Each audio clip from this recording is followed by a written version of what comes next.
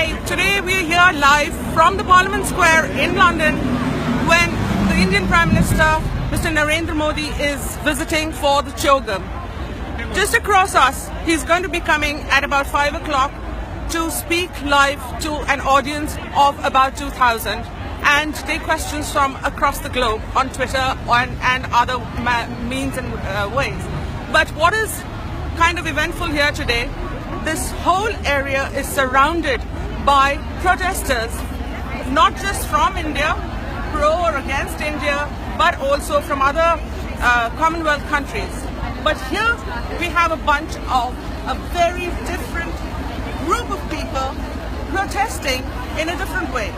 They are all silent. And if you notice, they're all dressed up in white. Their banners are in black and white. And you wonder why? Because they want to protest against the recent rapes and the mutility of young girls. And they want to say that, you know what, this is enough. We've kept quiet. We are all mothers, daughters and sisters. And I'm going to make you talk to a few of them and you'll understand that, you know, this is a random group of people. Some of them don't even know each other, and they just gathered within 24 hours and all decided they left their work. It's a weekday. They've left homes. Some people have come from Leicester and they've gathered here, and the difference is there is no screaming, there's no sloganeering, there is no shouting, and they've just been absolutely quiet. And you can see I'm also dressed in white. I could not but support these women. And I'm going to talk to one of them. Francis, what made you guys come up here and do this today? This group of people, completely unrelated, completely affected by what is going on in our country. All we want is justice, and we want protection of our daughters in India. And we have got together to give a message to our country, fellow men, women and children, that please, and the politicians and the religious heads or whatever, please keep religion and politics out of the rapes and gang rapes and terrorism and etc. Please, please. This is not the way to meet your ends.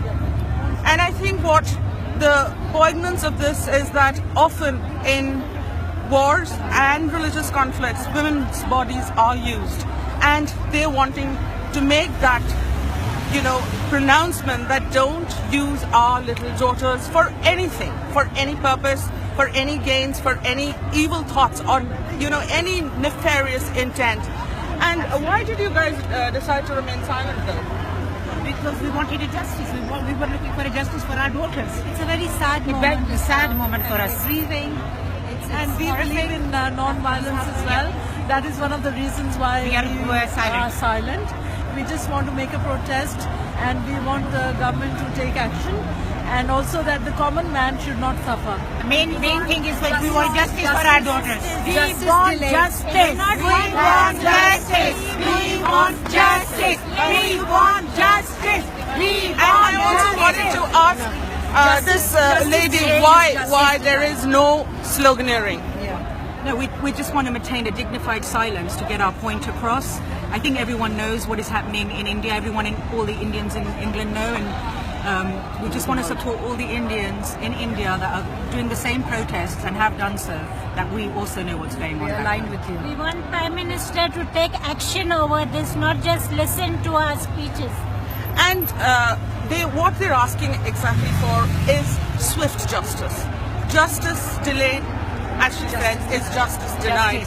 So what they want, especially in these cases, which are gruesome, horrific for minors, it is important that justice is immediate and it should be seen, not go into courts for years and years endlessly.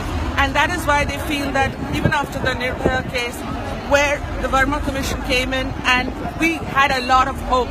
And this time again it's happened, and the Nirbhaya case, the perpetrators are still there. So I think there is a bit of a frustration building up amongst all people, because after all they do come from India. They may be settled here, but their roots are in India and they travel to India very often and they still believe it's their main home. Why have you guys, you all have decided to leave your work and come here? Did you kind of face any opposition taking this stand today? not really opposition, but of course everybody was in a doubt how to portray this thought and emotion.